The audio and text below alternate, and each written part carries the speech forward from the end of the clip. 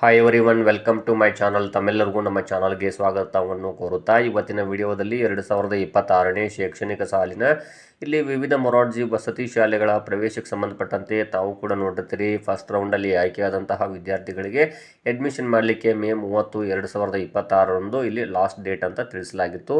ಇಲ್ಲಿ ಬಹಳಷ್ಟು ಪೋಷಕರು ಇಲ್ಲಿ ಅಡ್ಮಿಷನ್ ಮಾಡಲಿಕ್ಕೆ ಸ್ವಲ್ಪ ಡಿಲೇ ಮಾಡಿದ್ರು ಅಂತ ಹೇಳ್ಬೋದು. ಯಾಕಂದರೆ ಇಲ್ಲಿ ದಾಖಲೆಗಳು ಬೇಕಾಗಿದ್ದು ಅವರಿಗೆ, ಹಾಗಾಗಿ ಆ ಸಿದ್ಧತೆಗೋಸ್ಕರ ಸ್ವಲ್ಪ ತಡವಾದ ಕಾರಣಕ್ಕಾಗಿ ಇಲ್ಲಿ ಸೆಕೆಂಡ್ ಲಿಸ್ಟು ಡಿಲೇ ಆಗಿದೆ ಅಂತಲೇ ಹೇಳ್ಬೋದು. ವಿದ್ಯಾರ್ಥಿಗಳು ಮತ್ತು ಪೋಷಕರು ಆ ಶಾಲೆಗೆ ಹೋಗಿ ಅಡ್ಮಿಷನ್ ಮಾಡಿಲ್ಲ. ಭಾಳಷ್ಟು ವಸತಿ ಶಾಲೆಗಳಲ್ಲಿ ಮತ್ತು ಕೆಲವು ಶಾಲೆಗಳಲ್ಲಿ ಅಡ್ಮಿಷನ್ ಮಾಡಿದ್ದಾರೆ. ಇಲ್ಲಿ ಕೆಲವು ಪೋಷಕರು ನನಗೂ ಕೂಡ ಕೇಳ್ತಾ ಇದ್ರಿ, ಇಲ್ಲಿ ಫಸ್ಟ್ ರೌಂಡಲ್ಲಿ ಆಯ್ಕೆಯಾಗಿದೆ, ಆದರೆ ನಮಗೆ ಬೇಡಾದ ಶಾಲೆ ಅಥವಾ ಔಟ್ ಆಫ್ ತಾಲೂಕಿನ ಶಾಲೆ ಆಯ್ಕೆಯಾಗಿದೆ, ನಾವು ಅಡ್ಮಿಷನ್ ಮಾಡಿಲ್ಲ, ಸೆಕೆಂಡ್ ರೌಂಡಲ್ಲಿ ಹೆಸರು ಬರ್ಬೋದಾ ಅಂತ. ಆದರೆ ಆ ರೀತಿ ಇಲ್ಲ. ಮೊದಲೆಲ್ಲ ಕೊಡ್ತಾಯಿದ್ರು ಆ ರೀತಿ. ಯಾವ ರೀತಿ ಅಂದರೆ, ಅದು ಫಸ್ಟ್ ರೌಂಡಲ್ಲಿ ಆಯ್ಕೆಯಾಗಿದ್ರಿ, ಅಡ್ಮಿಷನ್ ಮಾಡಲಿಲ್ಲ ಅಂದರೆ ಮತ್ತೆ ಸೆಕೆಂಡ್ ರೌಂಡಲ್ಲಿ ಬೇರೆ ಶಾಲೆ ಸಿಗ್ತಾಯಿತ್ತು. ಅಂದರೆ ತಮ್ಮ ಶಾಲಾವಾರು ಆದ್ಯತೆಯನ್ನು ಏನು ನೀಡಿರ್ತಿದ್ರಿ ಆ ಶಾಲಾವಾರು ಆದ್ಯತೆಯಲ್ಲಿ ಒಂದು ಶಾಲೆಯನ್ನು ಕೊಡ್ತಾಯಿದ್ರು. ಅದು ಹೇಗೆ ಅಂದರೆ, ಇಲ್ಲಿ ನಿಮ್ಮ ಕಾಸ್ಟ್ನ ವಿದ್ಯಾರ್ಥಿಗಳು ಬೇರೆ ವಿದ್ಯಾರ್ಥಿಗಳು ಯಾರು ಇರದೇ ಇದ್ದಲ್ಲಿ ಸೆಕೆಂಡ್ ಲಿಸ್ಟಲ್ಲಿ ಮತ್ತೆ ನಿಮ್ಮನ್ನು ಒಂದು ಸಾರಿ ಪರಿಗಣಿಸ್ತಾ ಇದ್ದರು. ಆದರೆ ಈ ಬಾರಿ ಹಾಗಿಲ್ಲ. ಈಗ 2 ವರ್ಷ ಆಯಿತು. ಏನು ಅಂದರೆ, ಬಹಳಷ್ಟು ವಿದ್ಯಾರ್ಥಿಗಳು ಎಕ್ಸಾಮನ್ನು ಬರೀತಿದ್ದಾರೆ, ಎಲ್ಲ ಕಾಸ್ಟ್ನ ವಿದ್ಯಾರ್ಥಿಗಳು. ಹಾಗಾಗಿ ಇಲ್ಲಿ ಬೇರೆ ಶಾಲೆ ಇಲ್ಲಿ ಆಪ್ಷನ್ನು ಸಿಗೋದು ಡೌಟ್ ಅಂತ ಹೇಳ್ಬೋದು.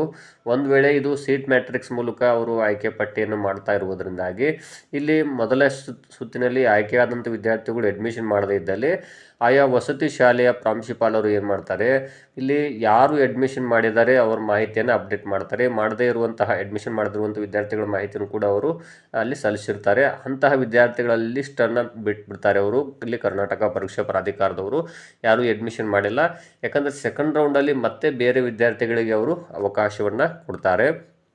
ಇನ್ನು ಅದರೊಂದಿಗೆ ಇಲ್ಲಿ ಒಟ್ಟು ಸೀಟುಗಳ ಲಭ್ಯತೆಯನ್ನು ತಾವುಗಳು ಇಲ್ಲಿ ಕೇಳ್ತಾ ಇದ್ರಿ, ಇನ್ನೂ ಎಷ್ಟು ಸೀಟುಗಳು ಖಾಲಿ ಉಳಿದಿವೆ ಅಂತ.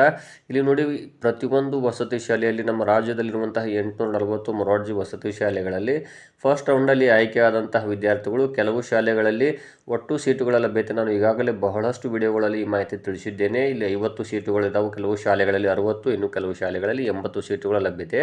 ಆದರೆ ಅವರು ಆಯ್ಕೆ ಪಟ್ಟಿ ಬಿಟ್ಟಿರುವುದು ಇಲ್ಲಿ 40 ಸೀಟುಗಳು ಮತ್ತು ಕೆಲವು ಶಾಲೆಗಳೇ 53 ಸೀಟುಗಳು, ಇನ್ನು ಕೆಲವು ಶಾಲೆಗಳಲ್ಲಿ 50ರಿಂದ 60 ಸೀಟುಗಳ ಮಾಹಿತಿಯನ್ನು ಅವರು ಬಿಟ್ಟಿರ್ತಾರೆ ಅಡ್ಮಿಷನ್ಗೆ ಫಸ್ಟ್ ರೌಂಡಲ್ಲಿ.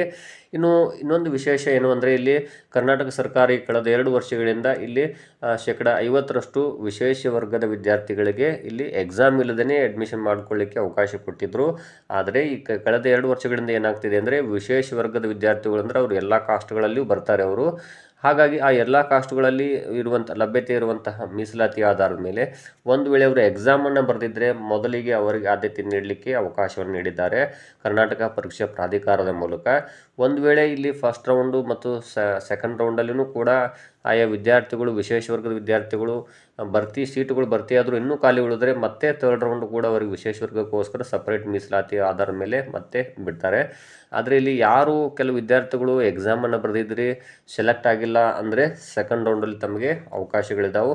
ಇಲ್ಲಿ ನಾನು ಕೂಡ ನಿನ್ನೆ ಇದನ್ನು ಕೆಲವೊಂದಿಷ್ಟು ಪ್ರಾಂಶುಪಾಲರನ್ನು ಕೇಳಿದಾಗ ನಮ್ಮ ಜಿಲ್ಲೆಯಲ್ಲಿ ಅವರು ತಿಳಿಸಿರುವಂತಹ ಮಾಹಿತಿ ಏನು ಅಂದರೆ, ಇಲ್ಲಿ ಫಸ್ಟ್ ರೌಂಡಲ್ಲಿ ಆಯ್ಕೆಯಾದಂಥ ವಿದ್ಯಾರ್ಥಿಗಳು ಅಡ್ಮಿಷನ್ ಭಾಳಷ್ಟು ಜನ ಮಾಡಿದ್ದಾರೆ, ಕೆಲವೊಂದಿಷ್ಟು ವಿದ್ಯಾರ್ಥಿಗಳು ಮಾಡಿಲ್ಲ. ಅಂತಹ ಸಂದರ್ಭದಲ್ಲಿ ನಾವು ಏನು ಮಾಡಿದ್ದೀವಿ ಅಂದರೆ, ಇಲ್ಲಿ ಸಂಪೂರ್ಣವಾದಂಥ ಅವರಿಗೆ ಒಂದು ಲಾಗಿನ್ ಕೊಟ್ಟಿರ್ತಾರೆ ಅಡ್ಮಿಷನ್ ಆದಂಥ ವಿದ್ಯಾರ್ಥಿಗಳ ಮಾಹಿತಿಯನ್ನು ಭರ್ತಿ ಮಾಡಲಿಕ್ಕೆ ಮತ್ತು ಅಡ್ಮಿಷನ್ ಮಾಡದಿರುವಂಥ ವಿದ್ಯಾರ್ಥಿಗಳ ಮಾಹಿತಿಯನ್ನು ಭರ್ತಿ ಮಾಡಲಿಕ್ಕೆ ಅವರಿಗೆ ಲಾಗಿನ್ ಇರ್ತದೆ. ಆ ಡೇಟ್ ಅವ್ರಿಗೆ ಕಂಪ್ಲೀಟ್ ಆಗಿಬಿಟ್ಟಿದೆ. ಈಗ ಯಾರಾದರೂ ಇನ್ನೂ ಕೆಲವು ವಿದ್ಯಾರ್ಥಿಗಳು ಅಡ್ಮಿಷನ್ ಮಾಡದೇ ಇರೋರು ಅಡ್ಮಿಷನ್ ಮಾಡಲಿಕ್ಕೆ ಹೋದರೆ ಅವರು ಲಾಗೌಟ್ ಆಗಿಬಿಟ್ಟಿರ್ತಾರೆ. ಈ ಬಗ್ಗೆ ನನಗೆ ನಿನ್ನೆ ಮತ್ತು ಮೊನ್ನೆ ದಿನವೂ ಕೂಡ ಕೆಲವೊಂದಿಷ್ಟು ಮಾಹಿತಿಗಳು ನಾನು ಕೇಳಿದಾಗ ಈ ಮಾಹಿತಿ ತಿಳಿಸಿದ್ದಾರೆ. ಆದ್ದರಿಂದ ಈಗ ಅವರು ಲಾಗೌಟ್ ಆದ ತಕ್ಷಣವೇ ಇಲ್ಲಿ ಕರ್ನಾಟಕ ಪರೀಕ್ಷಾ ಪ್ರಾಧಿಕಾರಕ್ಕೆ ಮಾಹಿತಿ ರವಾನೆಯಾಗುತ್ತದೆ. ಒಟ್ಟು ಎಷ್ಟು ಶಾಲೆಗಳಲ್ಲಿ ಅಡ್ಮಿಷನ್ ಆಗಿದ್ದಾವೆ, ಎಷ್ಟು ಸೀಟುಗಳು ಖಾಲಿ ಉಳಿದಿದ್ದಾವೆ, ಅವುಗಳೆಲ್ಲ ಮಾಹಿತಿಯನ್ನು ಕ್ರೋಢೀಕರಿಸಿ ಮತ್ತೆ ಸೆಕೆಂಡ್ ರೌಂಡ್ಗೆ ಅಲ್ಲಿ ಆಯಾ ವಿದ್ಯಾರ್ಥಿಗಳ ಒಂದು ಮೀಸಲಾತಿ, ಶಾಲಾವಾರು ಆದ್ಯತೆ ಮತ್ತು ಮೆರಿಟನ್ನು ಪರಿಗಣಿಸಿ ಮತ್ತು ಸೆಕೆಂಡ್ ರೌಂಡಲ್ಲಿ ಆಯ್ಕೆ ಪಟ್ಟಿ ಬಿಡುಗಡೆ ಆಗುತ್ತದೆ. ಇಲ್ಲಿ ಸೆಕೆಂಡ್ ರೌಂಡಲ್ಲಿ ಆಯ್ಕೆ ಪಟ್ಟಿ ಬಿಡುಗಡೆ ಆಗುವಾಗ ಮೊದಲಿಗೆ ತಮ್ಮ ಶಾಲಾವಾರು ಆದ್ಯತೆಯನ್ನು ಪರಿಗಣಿಸ್ತಾರೆ ಮೆರಿಟ್ ಜೊತೆಗೆ. ಫಸ್ಟ್ ಆಪ್ಷನ್ ಯಾವ್ದು ಕೊಟ್ಟಿರ್ತೀರಿ ಆ ಒಂದು ತಾಲೂಕಿನಲ್ಲಿ ಅಥವಾ ಆ ಒಂದು ಶಾಲೆಯಲ್ಲಿ ತಮಗೆ ಏನಾದರೂ ಸೀಟುಗಳು ಲಭ್ಯತೆ ಇದ್ದಲ್ಲಿ ಫಸ್ಟ್ ತಮಗೆ ಅದನ್ನೇ ಅವಕಾಶ ಕೊಡ್ತಾರೆ. ಒಂದು ವೇಳೆ ತಮ್ಮ ಏನು ಶಾಲಾವಾರು ಆದ್ಯತೆಯ ಪ್ರಕಾರ ನಿಮ್ಮ ಸ್ವಂತ ತಾಲೂಕಿನಲ್ಲಿ ಸೀಟುಗಳು ಖಾಲಿ ಇಲ್ಲದೇ ಇದ್ದಲ್ಲಿ ಔಟ್ ಆಫ್ ತಾಲೂಕಿನಲ್ಲಿ 25% ಸ್ಥಾನಗಳು ತಮಗೆ ಮೀಸಲಿರ್ತಾವೆ.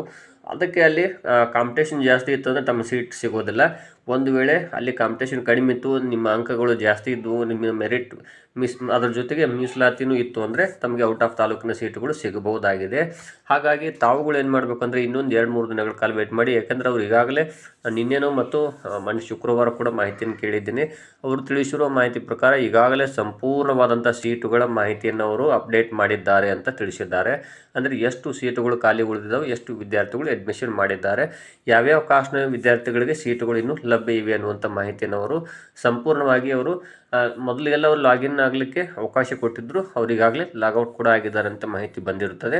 ಸೊ ಇಲ್ಲಿ ಕರ್ನಾಟಕ ಪರೀಕ್ಷಾ ಪ್ರಾಧಿಕಾರ ಏನು ಮಾಡುತ್ತೆ ಅಂದರೆ ಇಲ್ಲಿ ಎಲ್ಲ ವಿದ್ಯಾರ್ಥಿಗಳ ಸೀಟ್ ಮ್ಯಾಟ್ರಿಕ್ಸನ್ನು ಸಿದ್ಧಪಡಿಸುತ್ತೆ ಸೆಕೆಂಡ್ ರೌಂಡ್ಗೆ ಸಂಬಂಧಪಟ್ಟಂತೆ. ಆವಾಗ ಏನಾಗುತ್ತೆ ಅಂದರೆ ಅವರು ಕಂಪ್ಯೂಟರೈಸ್ಡ್ ಆಟೋ ಸೆಲೆಕ್ಷನ್ ಇರ್ತದೆ ಇಲ್ಲಿ.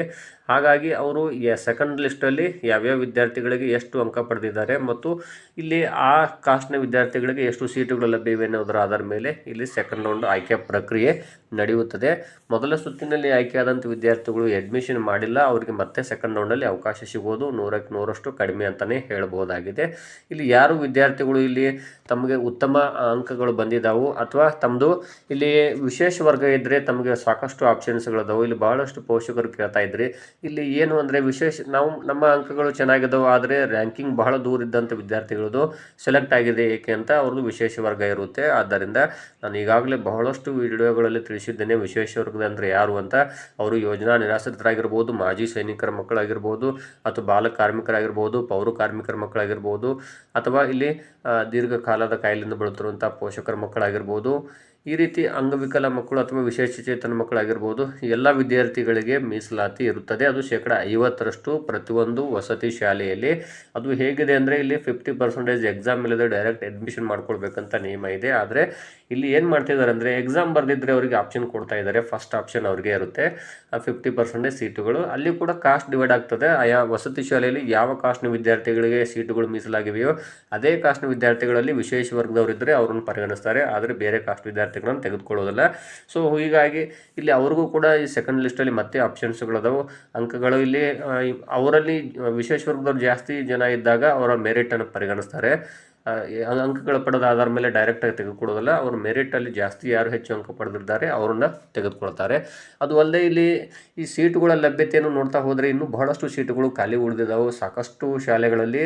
ಸೊ ಹಾಗಾಗಿ ಯಾರು ಇನ್ನೂ ಅಡ್ಮಿಷನ್ ಮಾಡಿಲ್ಲ. ಕೆಲವು ಪೋಷಕರು ಬೇರೆ ಬೇರೆ ಕಡೆ ಅಡ್ಮಿಷನ್ ಮಾಡಲಿಕ್ಕೆ ವೇಟ್ ಮಾಡ್ತಾ ಇದ್ರಿ, ಕೆಲವೊಂದಿಷ್ಟು ಪ್ರೈವೇಟ್ ಸ್ಕೂಲ್ಗಳಿಗೆ ಹೋಗಿ ಅಡ್ಮಿಷನ್ ಮಾಡಲಿಕ್ಕೆ. ಸೊ ತಾಮ್ಗೆ ಇಲ್ಲಿ ಕಾನ್ಫಿಡೆನ್ಸ್ ಇದ್ದರೆ, ಅಂಕಗಳು ಜಾಸ್ತಿ ಇದಾವೆ ಅಂದರೆ ತಾವು ವೇಟ್ ಮಾಡಬೇಕು. ಇನ್ನೊಂದು 2-3 ದಿನ, ಸೋಮವಾರದಿಂದ ಬುಧವಾರ ಒಳಗೆ ಆಗಬಹುದು ಎನ್ನುವಂತಹ ಸೂಚನೆಗಳಿವೆ ಇಲ್ಲಿ ಸೆಕೆಂಡ್ ಲಿಸ್ಟ್ಗೆ ಸಂಬಂಧಪಟ್ಟಂತೆ. ಸೊ ತಾವುಗಳು ವೇಟ್ ಮಾಡಿ, ನಾನು ಕೂಡ ಲೈವ್ ಅಪ್ಡೇಟ್ಸ್ಗಳನ್ನು ನೀಡ್ತಾ ಹೋಗ್ತೀನಿ ಇಲ್ಲಿ 2ನೇ ಲಿಸ್ಟ್ ಬಗ್ಗೆ. ಯಾಕಂದರೆ ಆಯಾ ವಸತಿ ಶಾಲೆಯ ಪ್ರಾಂಶುಪಾಲರು ಈಗಾಗಲೇ ಲಾಗೌಟ್ ಆಗಿದ್ದಾರೆ. ಅಂದರೆ ಅವ್ರಿಗೇನು ಮಾಹಿತಿಯನ್ನು ತುಂಬಲಿಕ್ಕೆ, ಒಂದು ಲಾಗಿನ್ ಆಗಲಿಕ್ಕೆ, ಅವರಿಗೆ ಮಾಹಿತಿಯನ್ನು ಕೊಡಲಿಕ್ಕೆ ಒಂದು ಆಪ್ಷನ್ ಇತ್ತು. ಅವರು ಎಷ್ಟು ಅಡ್ಮಿಷನ್ ಆಗಿದ್ದಾವೆ, ಎಷ್ಟು ಉಳಿದಿದ್ದಾವೆ ಸೀಟುಗಳಂತ, ಅದನ್ನೆಲ್ಲ ಅವರು ಕ್ಲಿಯರ್ ಮಾಡಿದ್ದಾರೆ. ಇವಾಗ ಮತ್ತೆ ಸೆಕೆಂಡ್ ಲಿಸ್ಟ್ಗೆ ಓಪನ್ ಆಗ್ತದೆ. ಅದು ಸೀಟುಗಳು ಎಷ್ಟು ಲಭ್ಯ ಇದ್ದಾವೆ ಮತ್ತು ಇಲ್ಲಿ ಕರ್ನಾಟಕ ಪರೀಕ್ಷಾ ಪ್ರಾಧಿಕಾರದವರು 2ನೇ ಸುತ್ತಿನ ಸೀಟು ಹಂಚಿಕೆಯನ್ನು ಇನ್ನು 2-3 ದಿನಗಳಲ್ಲಿ ಬಿಡ್ತಾರೆ. ಸೊ ತಾವುಗಳು ವೇಟ್ ಮಾಡಿ. ಅಂಕಗಳು ಕಡಿಮೆ ಬಂದವ್ರಿಗೂ ಕೆಲವೊಂದಿಷ್ಟು ಆಪ್ಷನ್ಸ್ಗಳಿದಾವೆ. ನಾನು ಆಗಲೇ ಹೇಳಿದಾಗೆ ವಿಶೇಷ ವರ್ಗದವರು. ಇನ್ನೂ ಕೆಲವು ವಸತಿ ಶಾಲೆಗಳಲ್ಲಿ ಪರಿಶಿಷ್ಟ ಪಂಗಡದ ವಿದ್ಯಾರ್ಥಿಗಳಿಗೆ ಸಾಕಷ್ಟು ಆಪ್ಷನ್ಸ್ಗಳಿದಾವೆ ಸೆಲೆಕ್ಟ್ ಆಗಲಿಕ್ಕೆ. ಅವ್ರಿಗೆಲ್ಲಿ ರಿಸಲ್ಟ್ ಬಹಳಷ್ಟು ಕಡಿಮೆ ನಿಲ್ಲುವಂತಹ ಚಾನ್ಸಸ್ ಇರುತ್ತದೆ. ಕೆಲವು ವಸತಿ ಶಾಲೆಗಳಲ್ಲಿ ವಿದ್ಯಾರ್ಥಿಗಳು ಅಡ್ಮಿಷನ್ನೇ ಮಾಡೋದಿಲ್ಲ, ಸೆಲೆಕ್ಟ್ ಆಗಿರ್ತಾರೆ. ಹಾಗಾಗಿ ಸೀಟುಗಳು ಬಹಳ ಖಾಲಿ ಇರ್ತಾವೆ. ಸೊ ನಾನು ಕೂಡ ತಮಗೆ ಮುಂದೆ ಏನೇ ಮಾಹಿತಿ ಬಂದರೂ ತಕ್ಷಣವೇ ತಮಗೆ ಶೇರ್ ಮಾಡ್ಕೊಳ್ತೀನಿ, ಎಲ್ಲ ಮಾಹಿತಿಯನ್ನು ಅಂತ ತಿಳಿಸ್ತಾ ಇದ್ದೀನಿ.